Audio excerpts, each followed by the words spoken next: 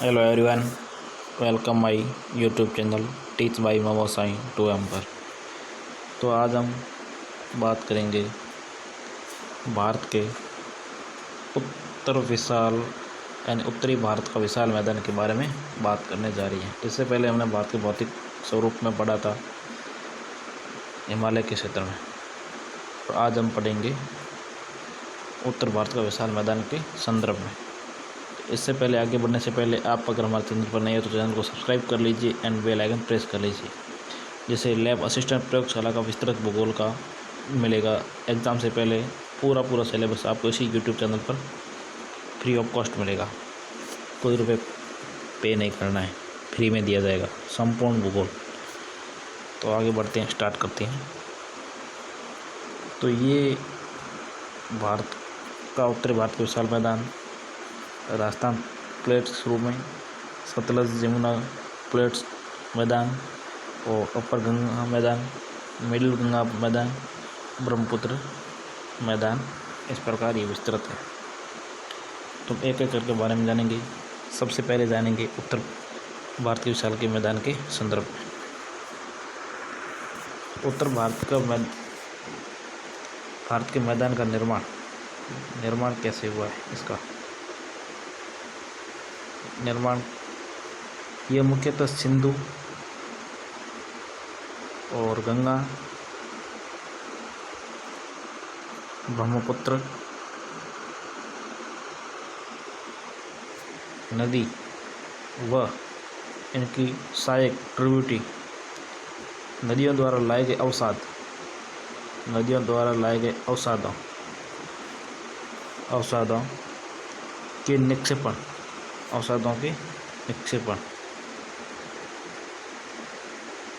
अवसादों के निक्षेपण से हुआ है।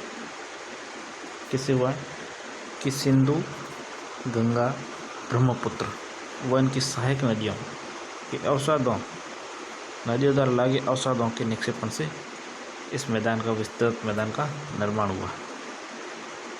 ठीक है, नेक्स्ट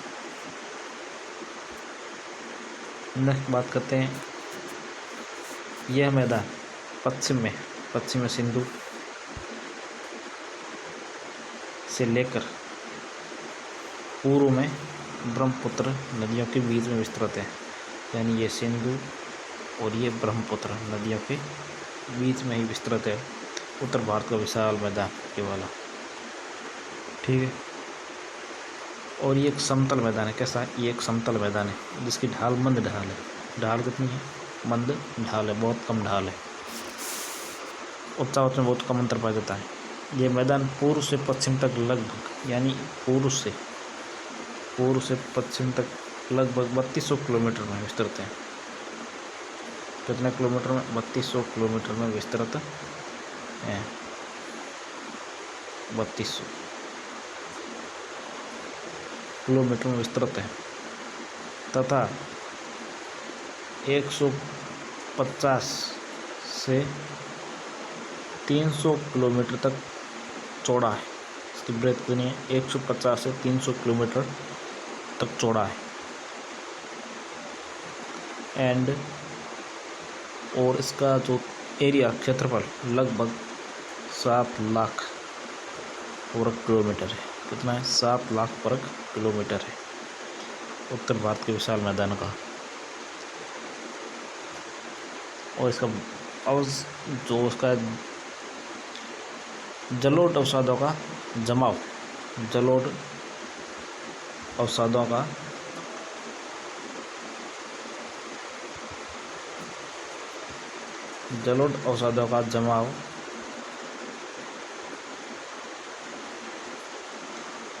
कितना है? 200 मीटर की गहराई तक।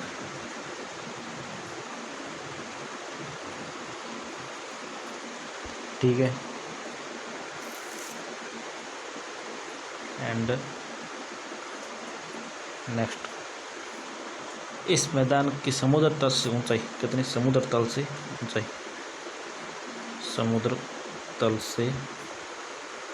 ऊंचाई कितनी है? समुद्र तल से ऊंचाई कितनी है? 50 से 150 मीटर तक। कितनी है? 50 से 150 मीटर तक। और यह मिट्टी, इस क्षेत्र की उपजाऊ मिट्टी, इस क्षेत्र की उपजाऊ मिट्टी, उपयुक्त जलवायु, उपयुक्त जलवायु तथा पर्याप्त जलापूर्ति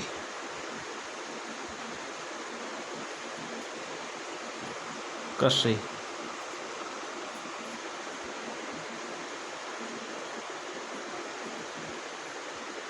कार्य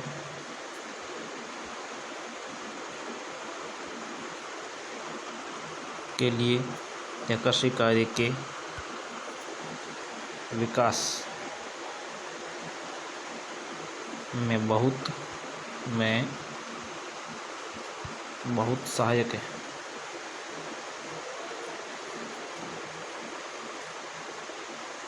ठीक है, नेक्स्ट पॉइंट लिखेंगे उत्तरी मैदान। आप साथ साथ नोट करते रहना। उत्तरी मैदान को उच्चावच व भौतिक लक्षणों के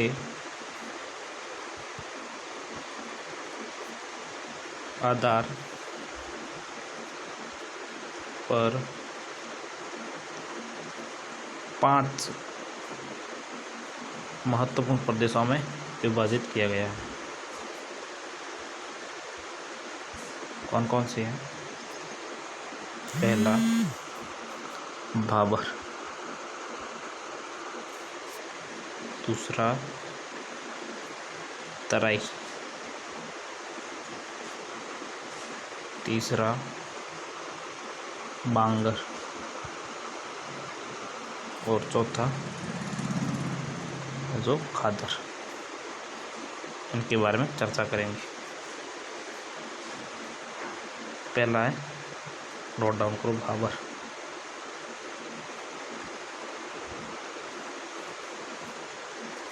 भाबर क्या? भाबर शिवालिक जो लघु हिमालय, जिसके बारे में हमने जाना था। शिवालिक के गिरिपथ प्रदेश में जो सिंधु नदी, यानी ये सिंधु नदी और ये तीस्ता नदी, सिंधु एंड तीस्ता,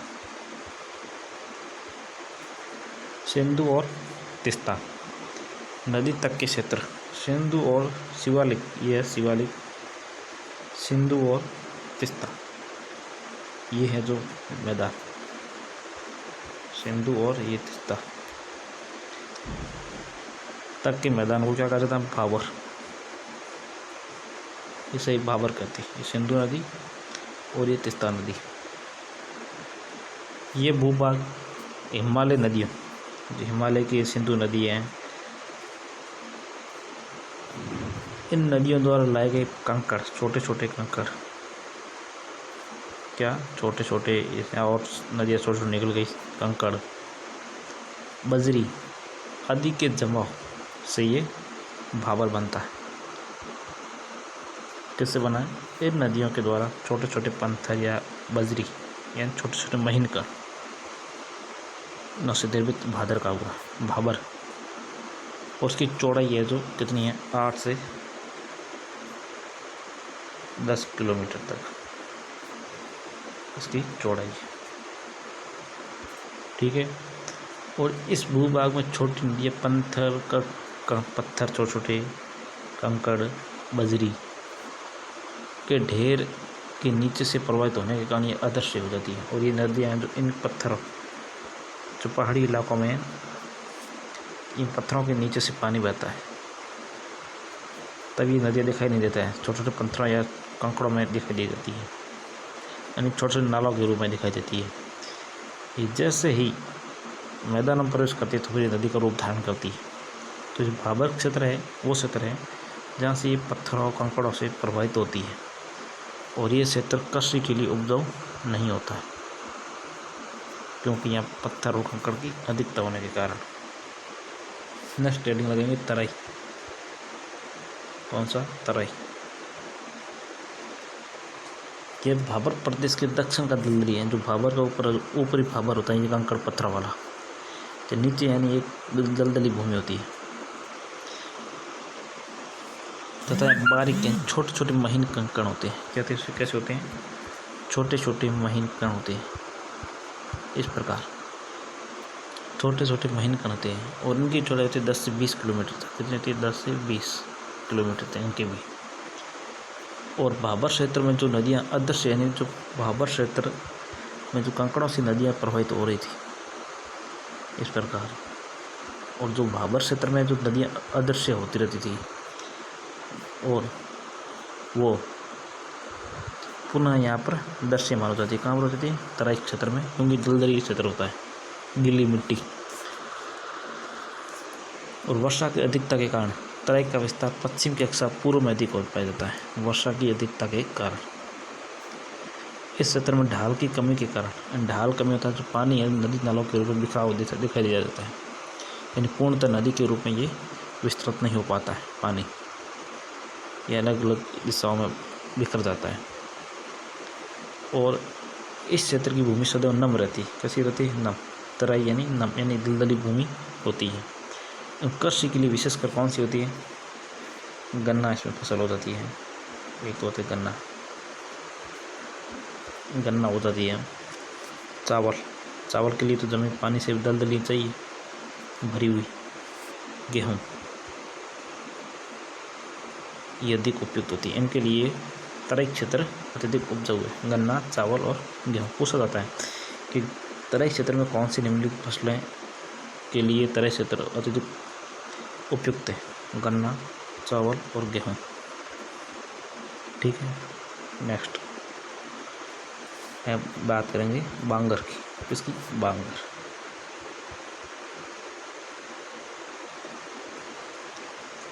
यह मैदान की उच्च भूमि है, यानी जो भाबर पहले पत्थरों के रूप में थी, फिर कंकड़ दलदली क्षेत्र थी, और ये बांगर है जो पुरानी जलोढ़ मिट्टी से निर्मित है। उत्तरी मैदान का उच्च भूमि है। उत्तरी मैदान की कैसी? उच्च भूमि है, उठी हुई भूमि, उच्च भूमि। और यहाँ पुरानी जलोढ़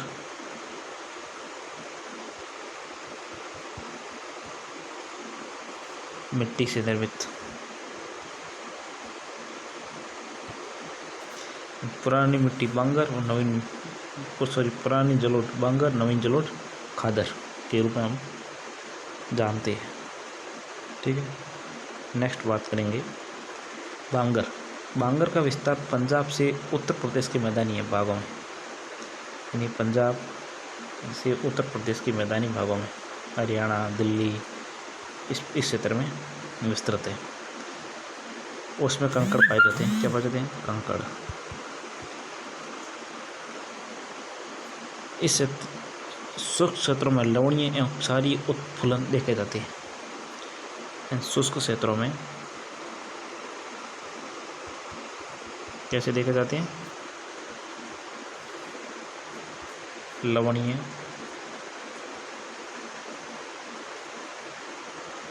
एंड क्षारीय, लवणीय एंड क्षारीय उत्फुल्लन देखे जाते हैं।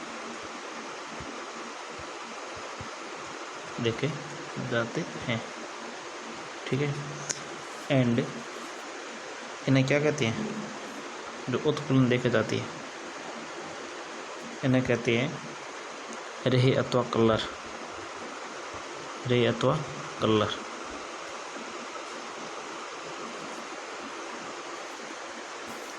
यानी लवणीय एंड क्षारीय उत्फुल्लन देखे जाते हैं, इन्हें क्या कहते हैं? रे एंड कलर। ठीक है। नेक्स्ट बांगर क्षेत्र नदियों के बाद नदियों के बांगर क्षेत्र है, जो नदियों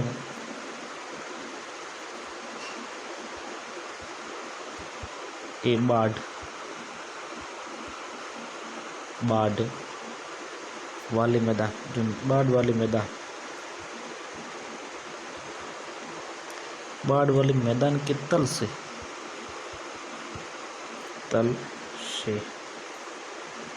ऊपर स्थित है। कहाँ स्थित है? ऊपर स्थित। ठीक है, ऊपर स्थित है, इसलिए यहाँ नदियों के बाढ़ का जल नहीं पहुँच पाता है और यहाँ पर बाढ़ का जल नहीं आता है। क्या लिखेंगे? इसलिए यहाँ नदियों के बाढ़ का जल नहीं पहुँच पाता। नेक्स्ट पॉइंट, यह क्षेत्र कृषि के लिए कम उपयोगी है, यानी कृषि के लिए कम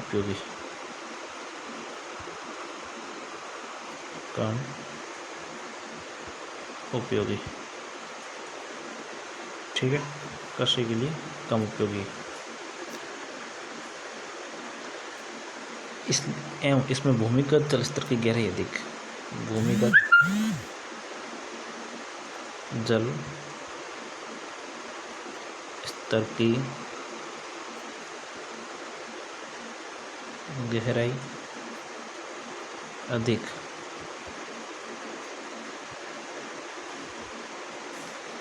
भांगर प्रदेश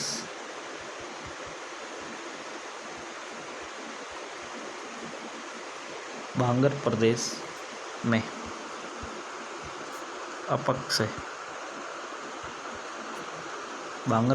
अपक्षय के कारण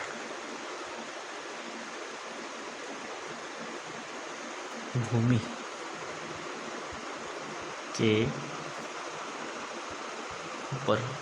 के ऊपर की मुलायम मिट्टी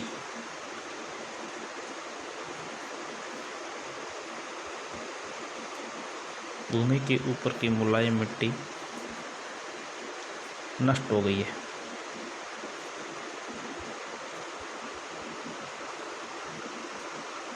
और अब वहाँ पर कंकरेली भूमि मिलती। कैसी मिलती है? अब वहाँ कंकरेली भूमि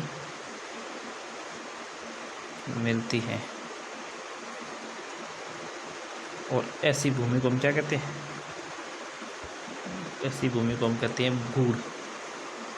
क्या कहते हैं? भूड़ कहते हैं।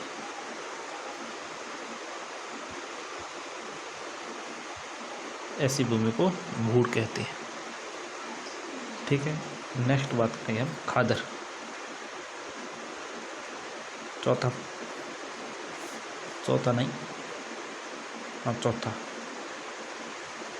भाग है खादर। ये उत्तरी मैदान की निचली भूमि है। कौन सी भूमि है? बांगर थी, उच्च, खादर है निचली भूमि।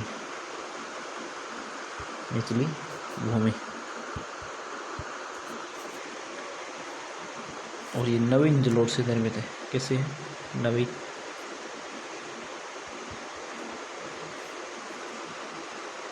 नवीन जलोढ़ से निर्मित। और बांगर थी जो पुरानी जलोढ़ से निर्मित। इसमें कांप मिट्टी भी पाई जाती है। कैसी? कांप मिट्टी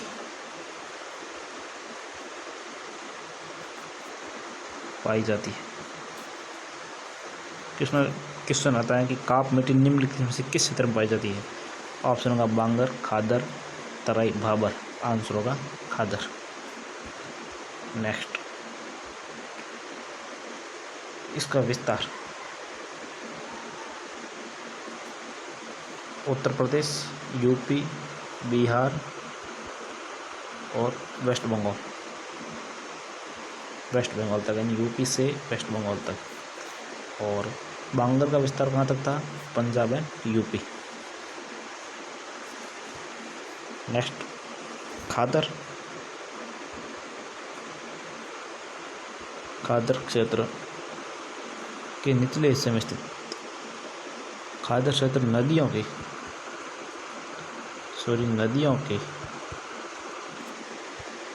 निचले नदियों के निचले हिस्से में स्थित है, निचले हिस्से में स्थित, जिस पर बाढ़ के समय जलोढ़ की नई परत, बाढ़ के समय जलोढ़ की नई परत आ जाती है, नई परत आ जाती है, और जिस पर बाढ़ के समय जलोढ़ की नई परत जम जाती है। ठीक है, यह क्षेत्र कृषि कार्य के लिए उपजाऊ है।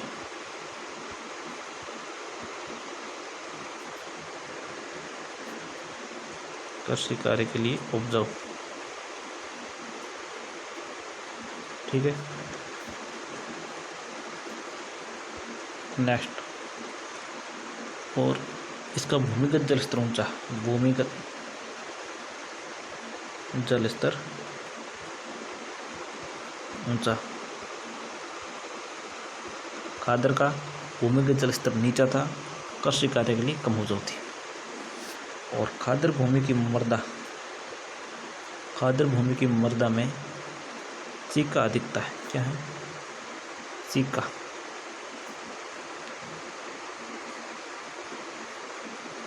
चीका अधिकता है, जो से नमी धारण करने की क्षमता पर, चीका यानी जो जमीन के अंदर कट लगे रहते हैं, जो उसके नमी धारण करने की क्षमता अधिक होती है। किसकी? नमी धारण करने की क्षमता अधिक होती है। और यह क्षेत्र या मिट्टी धान, जूट, गेहूं, गन्ना, दलहन, तिलहन आदि के लिए आदि कृषि हेतु प्रसिद्ध है। ठीक है, और बांगर किसके लिए प्रसिद्ध थी? बताइए आप कमेंट बॉक्स में आप ये बताएंगे कि बांगर भूमि किसके लिए प्रसिद्ध है। नेक्स्ट ऑप्शन, नेक्स्ट 5वां पॉइंट, प्रदेश डेल्टा। कौन सा? डेल्टा।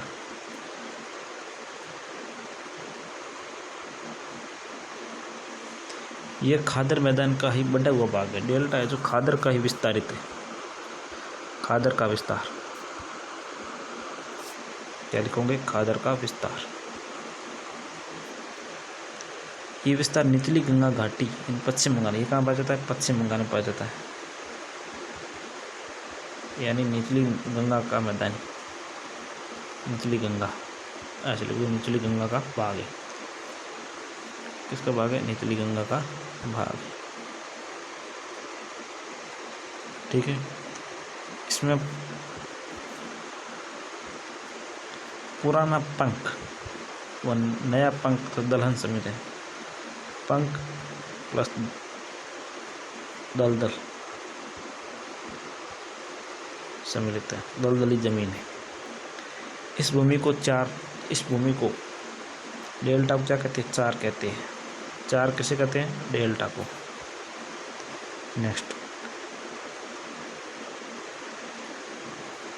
ये तो हो गई हमारा उत्तरी भारत विशाल मैदान कि किस प्रकार से निर्मित होता है, किन से निर्मित होता है, इसके बारे में हमने जान लिया। कैसे बनता है, किस प्रकार नदियों से बनता है, किस प्रकार उपजाऊ है।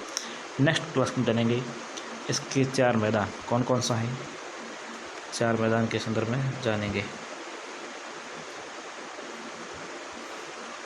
ये रही, पहला है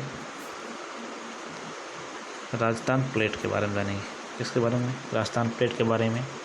गंगा का मैदान के बारे में देखेंगे, और पंजाब सतलज वाला मैदान, इसके बारे में देखेंगे, और एक ब्रह्मपुत्र का मैदान के बारे में देखेंगे। राजस्थान के मैदान, सतलज के मैदान, ब्रह्मपुत्र के मैदान, गंगा के मैदान। सतलज वाले पंजाब वाला मैदान है। तो अच्छा लगा तो चैनल को सब्सक्राइब कीजिए, दोस्तों के साथ शेयर करना ना भूलें। थैंक यू दोस्तों, जय हिंद, जय भारत।